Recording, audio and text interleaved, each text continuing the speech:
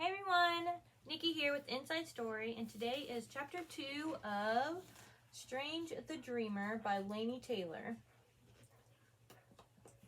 Look how beautiful it is. So pretty. So chapter 2, here we go. So chapter 2, The Dream Chooses the Dreamer. Laszlo grew up. No one would ever call him lucky, but it could have been worse. Among the monasteries that took in foundlings, one was a flagellant order, another raised hogs, but Zemanin Abbey was famous for its scriptorium. The boys were early trained to copy, though not to read. He had to teach himself that part, and those with any skill were drafted into scribing. Skill he had, and he might have stayed there his whole life, bent over a desk, his neck growing forward instead of upright, had not the brothers taken ill one day from bad fish. This was luck. Or perhaps fate. Some manuscripts were expected at the great library of Zosma, and Laszlo was charged to deliver them. But he never came back. The great library was no mere place to keep books. It was a walled city for poets and astronomers and every shade of thinker in between. It encompassed not only the vast archives, but the university too, together with laboratories and glass houses, medical theaters and music rooms, and even a celestial observatory. All this occupied what had been the royal palace before the current queen's grandfather built a finer one straddling the Eater and gifted this one to the Scholars Guild. It ranged across the top of Zosismo's ridge, which knifed up the Zosma city like a shark's fin, and it was visible from miles away. Laszlo was in a state of awe from the moment he passed through the gates. His mouth actually fell open when he saw the Pavilion of Thought. That was the grandiose name for the ballroom that now housed the library's philosophy texts. Shelves rose 40 feet under an astonishing painted ceiling, and the spines of books glowed in jewel-toned leather, their gold leaves shining in the glaive light like animal eyes. The glaives themselves were perfect, polished spheres, hanging by the hundreds and emitting a purer white light than he'd ever seen from the rough, ruddy stones that lit the abbey.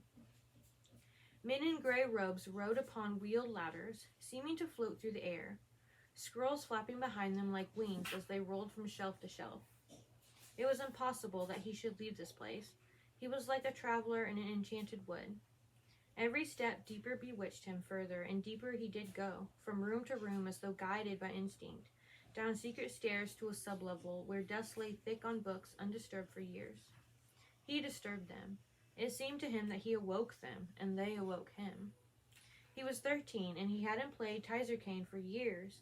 He hadn't played anything, or strayed out of step. At the abbey, he was one more gray-clad figure going where he was told, working, praying, chanting, praying, working, praying, sleeping. Few of the brothers even remembered his wildness now. It seemed all gone out of him. In fact, it had just gone deep. The stories were still there, every word that Brother Cyrus had ever told him. He cherished them like a little stash of gold in a corner of his mind. That day, the stash grew bigger, much bigger. The books under the dust, they were stories, folk tales, fairy tales, myths, and legends. They spanned the whole world. They went back centuries and longer. Whole shelves of them, entire beautiful shelves, were stories of weep. He lifted one down with more reverence than he'd ever felt for the sacred texts of the abbey. He blew off the dust and began to read. He was found days later by a senior librarian, but only because the man was looking for him. A letter from the abbot in the pocket of his robes. Elsewise, Laszlo might have lived down there like a boy in a cave for who knows how long.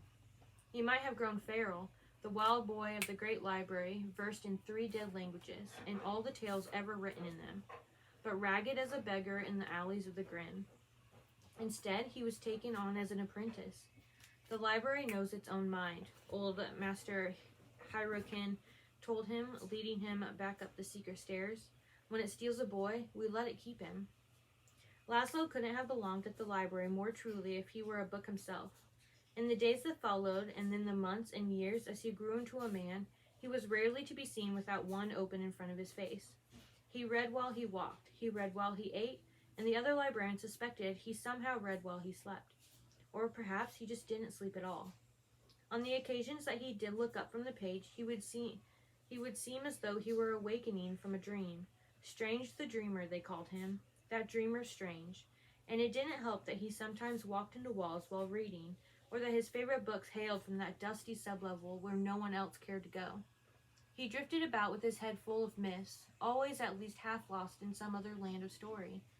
Demons and wingsmiths, seraphs and spirits, he loved it all. He believed in magic like a child, and in ghosts like a peasant. His nose was broken by a fall volume of fairy tales his first day on the job, and that, they said, told you everything you needed to know about strange Laszlo Strange. Head in the clouds, world of his own, fairy tales and fancy. That was what they meant when they called him a dreamer, and they weren't wrong, but they missed the main point. Laszlo was a dreamer in more profound a way than he knew.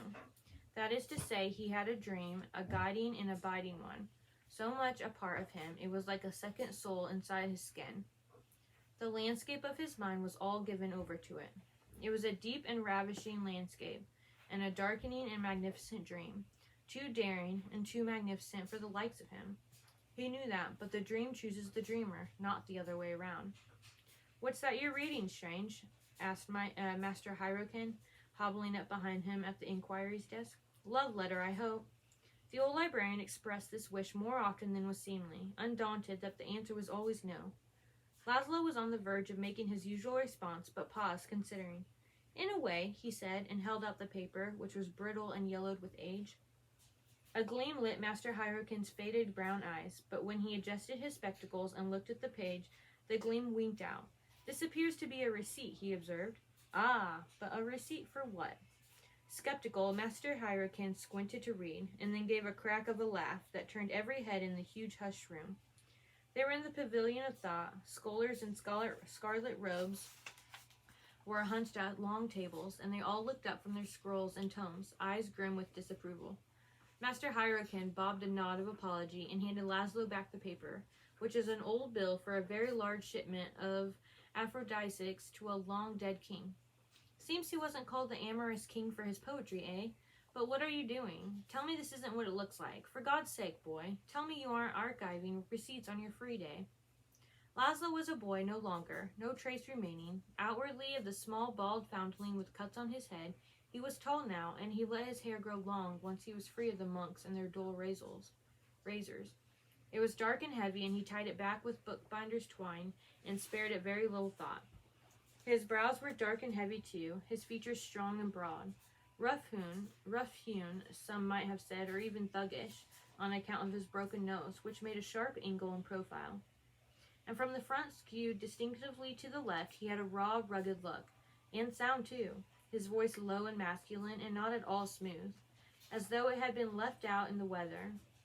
In all this, his dreamer's eyes were incongruous, gray and wide and guileless. Just now they weren't quite meeting Master Hyrroken's gaze. "Of course not," he said unconvincingly. "What kind of maniac would archive receipts on his free day?" "Then what are you doing?" He shrugged. "A steward found an old box of bills in a cellar. I'm just having a look." "Well, it's a shocking waste of youth. How old are you now, 18? 20, Laszlo reminded him, though in truth he couldn't be certain, having chosen a birthday at random when he was a boy, and you wasted your youth the same way. "And I'm a cautionary tale. Just look at me." Laszlo did. He saw a soft, stooped creature of a man whose dandelion fluff hair, beard, and brows encroached upon his face to such a degree that only his sharp little nose and round spectacles showed. He looked, Laszlo thought, like an owlet fallen out of its nest. "Do you want to end your days a half-blind troglodyte hobbling through the bowels of the library?" The old man demanded, "Get out of doors, Strange. Breathe air, see things. A man should have squint lines from looking at the horizon, not from reading in dim light." "What's a horizon?" Laszlo asked, straight-faced. "Is it like the end of an aisle of books?" "No," said Master Hyrroken, "not in any way." Laszlo smiled and went back to the receipts. Well, that word made them sound dull, even in his head. They were an old cargo manifest, which sounded marginally more thrilling from a time when the palace had been the royal residence and goods had come from every corner of the world. He wasn't archiving them, he was skimming them for the telltale flourishes of a particular rare alphabet.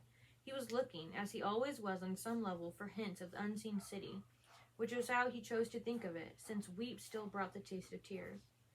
"I'll go in a moment," he assured Master Hyrroken. It might not have seemed like it, but he took the old man's words to heart.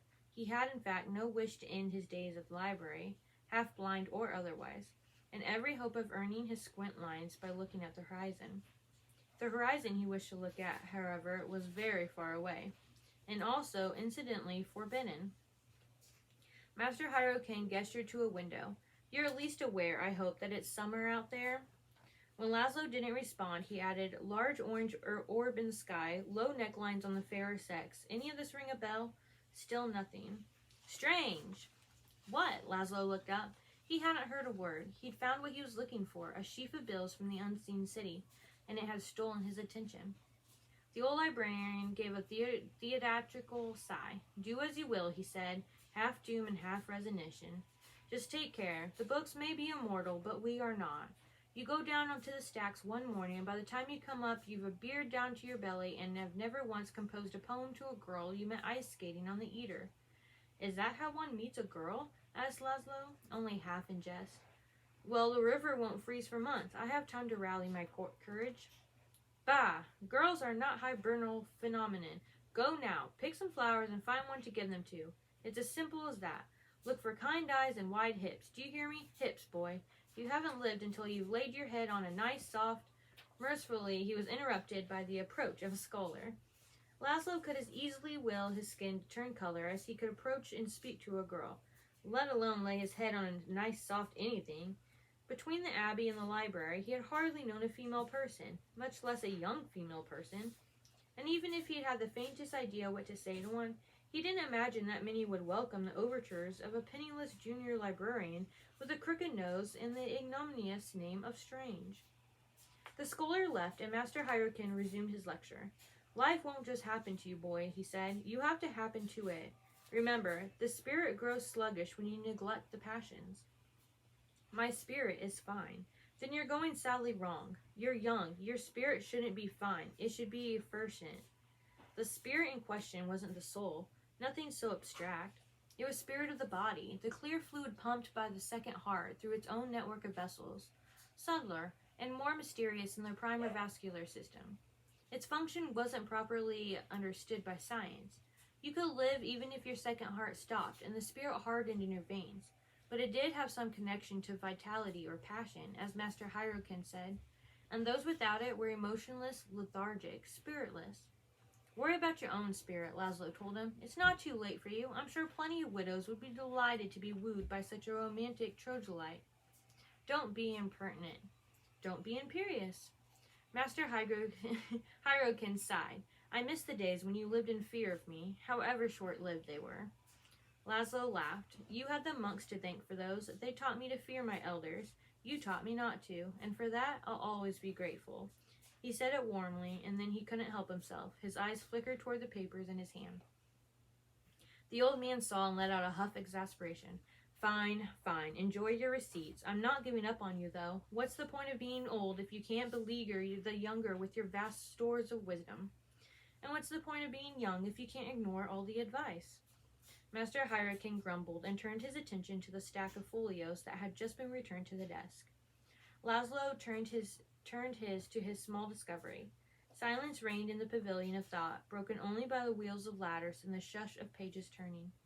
And after a moment, by a low, slow whistle from Laszlo, whose discovery, it transpired, wasn't so small after all.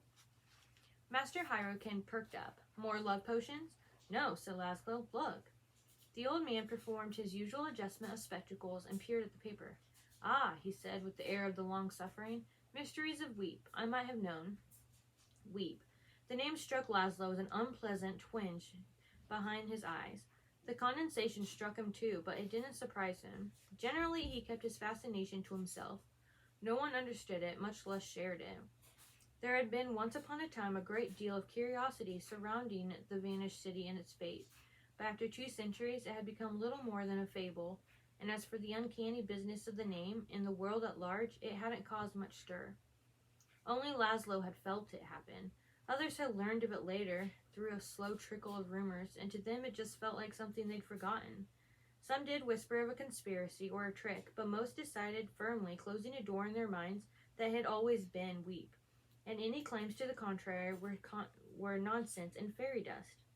There just wasn't any other explanation that made sense, and certainly not magic. Laszlo knew that Master Hyrule wasn't interested, but he was too excited to mind. "Just read it," he said, and held the paper under the old man's nose. Master Hyrule did, and failed to be impressed. "Well, what of it?" "What of it? Among the goods listed, spice and silk and the like, was the entry of Sivtager, blood candy. Up until now, Laszlo had only ever seen it referred to in tales. It was considered folklore that the river monsters even existed, let alone that their pink blood was harvested as an elixir of immortality. But here it was, bought and paid for the royal house of Zozma.